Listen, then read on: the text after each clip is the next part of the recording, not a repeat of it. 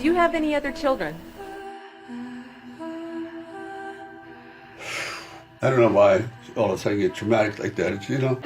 So I'm so glad he's born because now I can live through your eyes. It's like what fathers look to their children for. As long as he's alive, you did something right. Sylvester Stallone, hours before an earth-shattering loss. The body of Sage Stallone was discovered. Body of Stallone's oldest son, his death coming as a shock to everyone. Sylvester Stallone's first comments about the tragedy. Because you say, oh, it had to be my fault. I'm there making a stupid movie instead of making their life. New developments tonight. Stallone's nephew comes forward, accusing the actor for his son's death. Reports are coming in that the body was found 3 days after death. How does that happen? Part of it doesn't quite add up. Sly tries to mask the pain, pretend like it didn't happen. We don't stop. We don't quit. You put things before your family. And I took it a little too far. Why do your own stunts? He's in his 70s. Yeah. It's not uncommon to get injured on the set. I'm not going to break. Sly drove it to the extreme. You think about what you should have done. I can't fix it physically. It's gone. I mean, should he still be alive? I thought it was too much. Was it really worth it? It's hard. My mother would say, the only reason you're here is because the hanger didn't work. Said, you know, if there was really something wrong with your brain, I would have definitely opened up the window and put you on the windowsill and let you freeze. It's, you know, when you're young, you're kind of naive and foolish, go, maybe everyone's mother is like this. I never really hung out with other people, so I didn't know what a happy home was. When he was just 11 years old, Sylvester ran away to Philadelphia, chasing a mother who had left him behind. The courts brought him back to his abusive father, but by then, the damage was done. Sylvester became a loose cannon, a boy seeking chaos, drawn to the pain that felt familiar. Acting became his lifeline in a world that was determined to crush him. What I wanted to do was just find something that would make me heroic. I was so caught up in unreality, non-reality fiction. I would spend untold hours in theaters, and I don't care what it was, just sit there and watch this thing 5, 6 times. That's the life I wanted to lead. That's the ideals, grandeur, that's hard work and triumphs over evil. Always had hero worship. You know, I wish I could be the guy who saved a bus full of children. That's who I want to be. I want to be the guy who saves people. Sylvester left home the first chance he got, but with nowhere to go and barely a dime to his name, he found himself wandering the dangerous streets of New York, scraping by however he could. My life was definitely on the wane. I literally had nothing. So I lived in bus stations.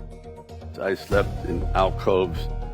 I had a coat, and the coat was my house. Every day, just robbery, physical attacking, cars coming over curbs, people throwing acid on you. Yeah, I was emotionally, spiritually, physically bankrupt. But no matter what, he clung to the idea that one day he would make it. He knew he had what it took to become an action hero on the big screen. But the rest of the world wasn't so sure. I would go to agencies. I go to every one of these places. I'd like to be a client. We're not accepting anything. I'd push the picture in and they'd push it out. I'd try it out and they say, no, you slur, your eyes droop, you're this, you're that.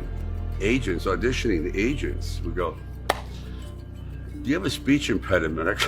I said, I guess I do. I do. I was born in a charity ward in New York. She just was afraid to have a kid, even though she was 9 months pregnant, kept riding around on the bus, and she got into labor. Somebody smart enough to get her off the bus, they carry her into a charity ward.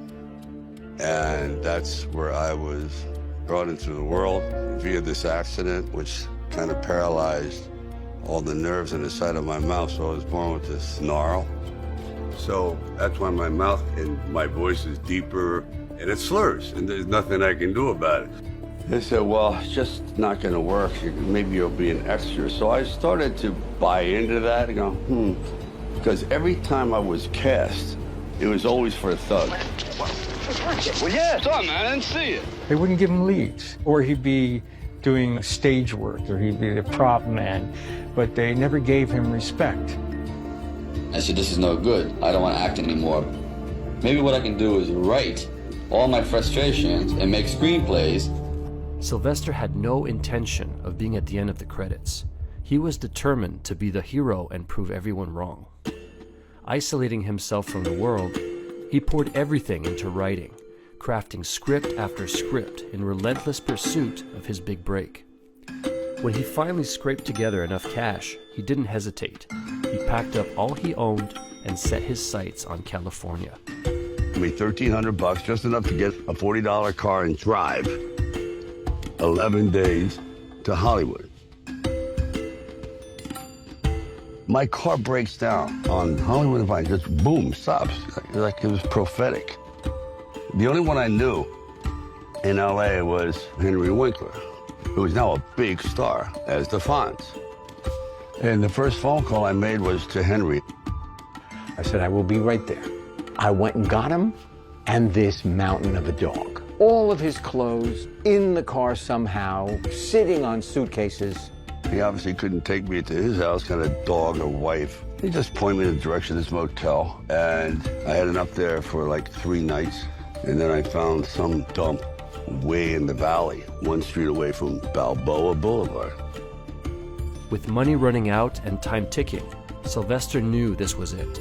He had to write something extraordinary, something that could change his life, or he'd lose everything he had. And so I had $106, the rent was $300, I had a pregnant wife. As a matter of fact, I had to go out and try to sell my dog because it was either do that or he just was not going to be very well fed around the house. You might say I had quite a bit of fuel to sit down and write the script. I wrote the script in about 3.5 days, and only because I could hear the wolf at the door a little bit. Sylvester took all the struggles, heartbreak, and pain from his own life and poured them onto the page, turning his reality into a story that was impossible to ignore. The more I thought about this kind of street-like character that just is totally misrepresented by the way he looks physically. Just the way he walks down the street was enough to say people, oh, dismiss him. He's kind of looks like a bully or looks like a dark kind of character. And I thought, that's an interesting character because they're always unrealized. And then after that, it took maybe 25 rewrites. You have to keep going. When you first went along with your script, I mean, they liked the script, but they were so desperate not to have you that they kept offering you increasingly large sums of money to go away. First it was 25 grand, then $100,000. I never heard of 100,000 because I had like $106 in the bank, and like I said, I had to sell my dog, and things were not looking very, very good. My $40 car had just blown up, so I was taking a bus to work. But still, it didn't matter. I wanted to stick with it. Then it went up to $150,000, $175,000, and it went up to $250,000. Now my head was starting to spin.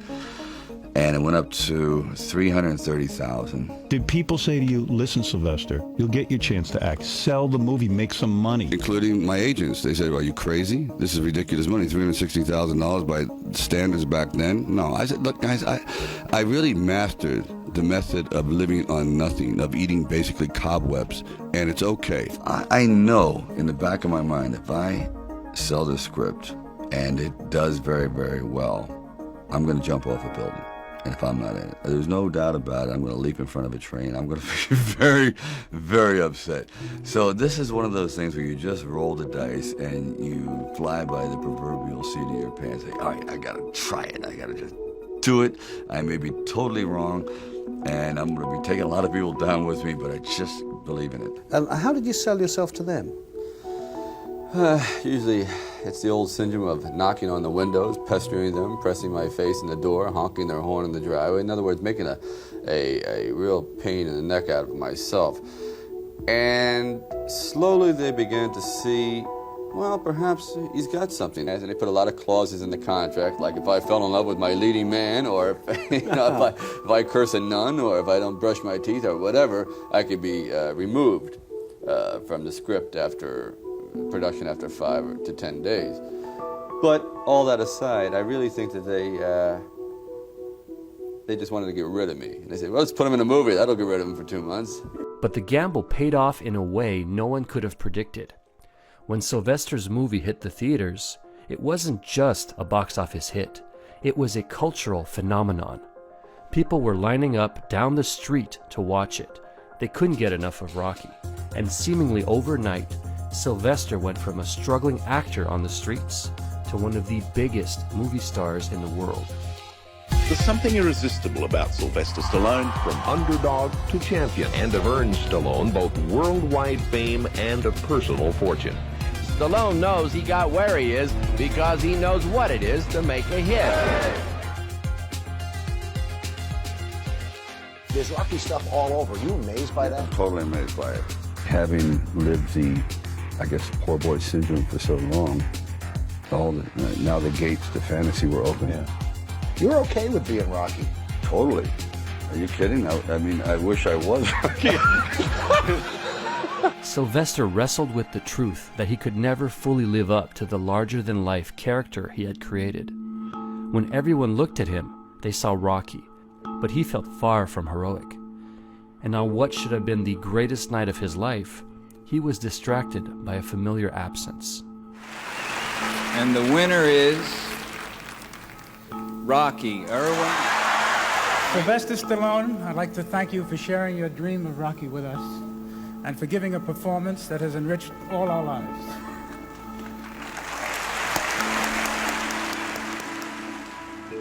When people go, you must have loved the Oscars, I go,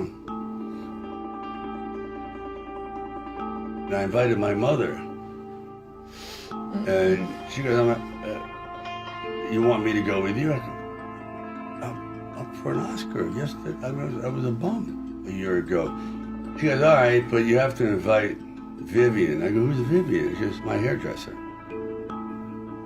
I don't have a seat for your hairdresser. It's you and me, front row at the Oscars. If you don't invite Vivian, I'm not coming. Well, she didn't go. So you went alone? Hmm? Was there ever one time that they ever acknowledged how proud they were of you? No. Not once. You mean them? Yeah.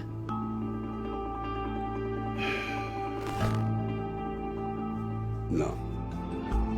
Jacqueline Stallone is an experience. She looks and acts like Sylvester's sister, not his mother.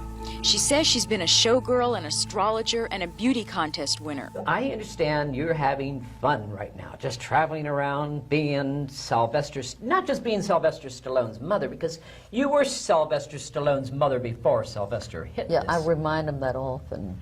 Cigarette if it weren't girl? for me, there would be no Sylvester Stallone. That's right. If I decided I didn't want to be a mother, Sylvester Stallone would just be what would he be? Nothing. For Stallone, the rejection cut deeper than any critic's words. He'd spent his whole life trying to prove he was more than the boy she had rejected. But even at the height of his success, it still wasn't enough. That's when he knew he wanted something different for his own children.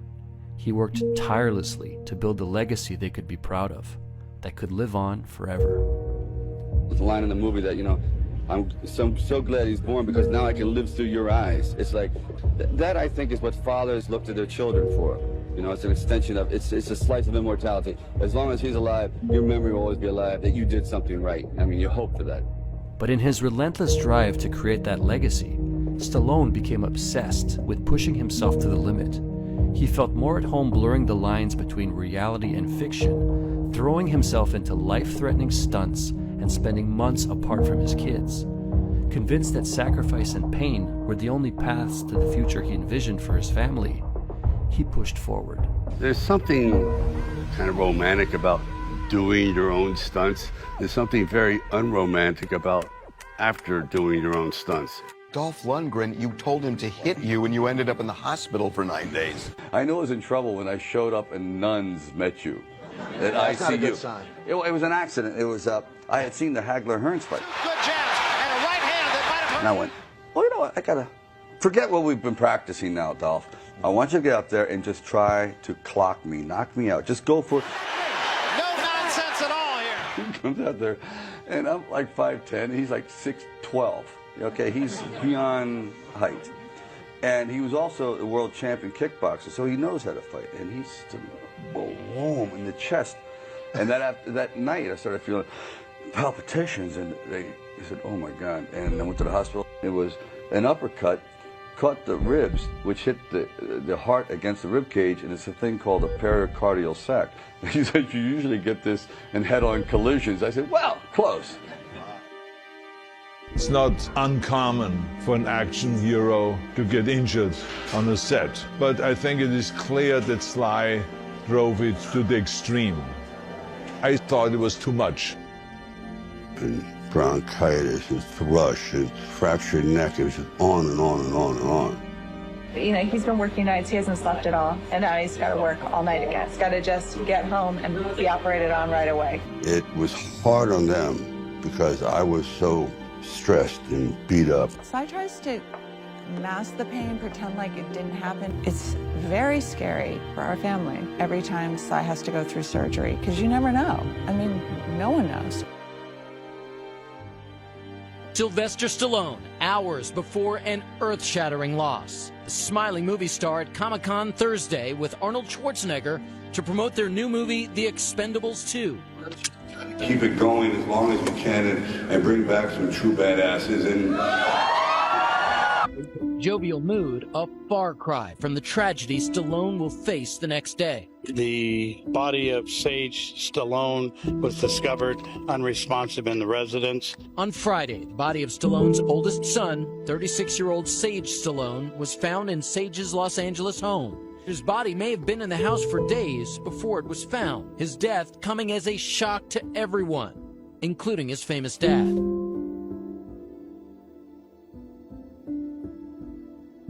After his son's funeral, Sylvester struggled to pick up the pieces of a life that suddenly felt unrecognizable. Sage's death hit him harder than any role he'd ever played, because this time, there was no script to follow. There was no way to rewrite the ending. Loss, about grief, which is the hardest thing in the world to live with, girls. I swear to you. Oh, it's hard. As long as he's alive, your memory will always be alive. You did something right.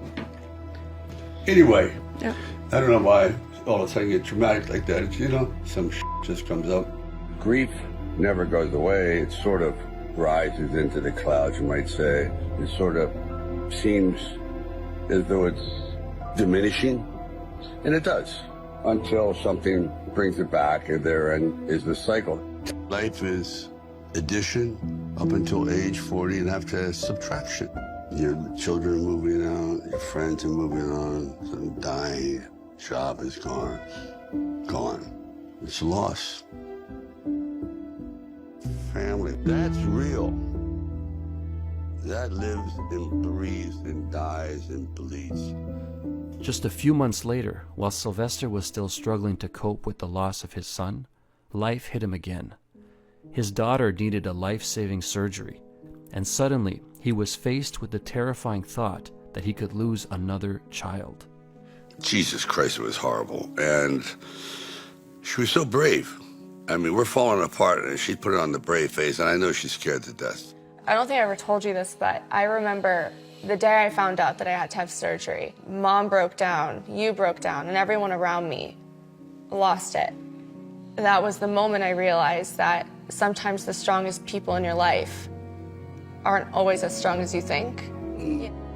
When you had your first operation, when you were 2 months, it was such a nightmare.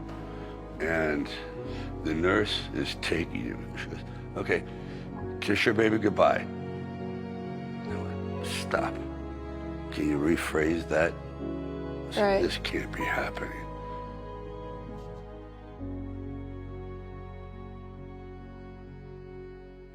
There's always that regret. I could have learned so much more if I hadn't been so self-absorbed and dealing with other people. I'm there making a stupid movie instead of making their life. And you go, was it really worth it? Searching for a sign, Sylvester brought his family back to Philadelphia, the place where it all began. It was here, all those years ago, that he had followed his mother in search of belonging, and where the vision of Rocky had first come to life. Little did he know, as they retraced those familiar streets, his daughters were about to surprise him in a way he never expected. I'm gonna tell you guys something. So, right here, probably the most important thing I ever wrote was in Rocky Balboa. Well, you used to fit right here. I'd hold you up and say to your mother, this kid's gonna be the best kid in the world. And I wrote this because it's something I always wanted to say to my children. This is the one line we remembered out of all the things, is that line. Yeah. You know that speech by heart? The world ain't all You do? sunshine and rainbows. It's a very mean and nasty place, and I don't care how tough you are. It'll beat you to your knees and keep you there permanently if you let it. You, me, or nobody is gonna hit as hard as life. But it ain't about how hard you hit. It's about how hard you can get hit and keep moving forward. That's how winning is done. That's how winning is done. You made my life, girls. Oh, you made ours. They make me happy, they make me really sad. They bring me emotion.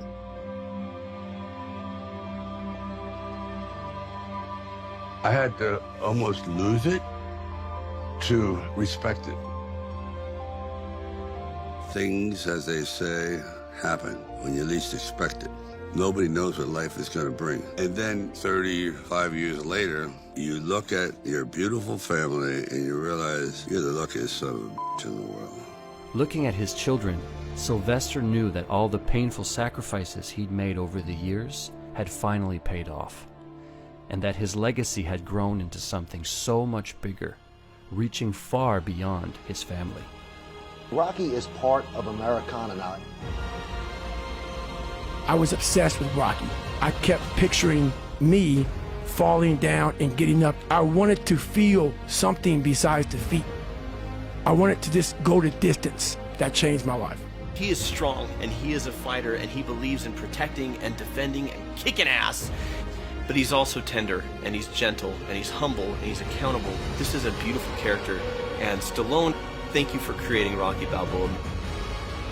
Don't you find it fascinating that one movie caused such an iconic move that every single day on those steps, they run to the top and immediately their arms are thrown in the air? I thought, where can I exemplify a transitional moment where a man fails and then he succeeds? And I feel that way today. I've had my time, and I'm incredibly grateful for it. Now it's your time. It ain't about hard to hit. Not hard How to you get hit? And keep moving forward. How much you get take? And keep moving forward. And the winner is done. It's your time to look out there, see your vision, go after your dream, and don't be deterred.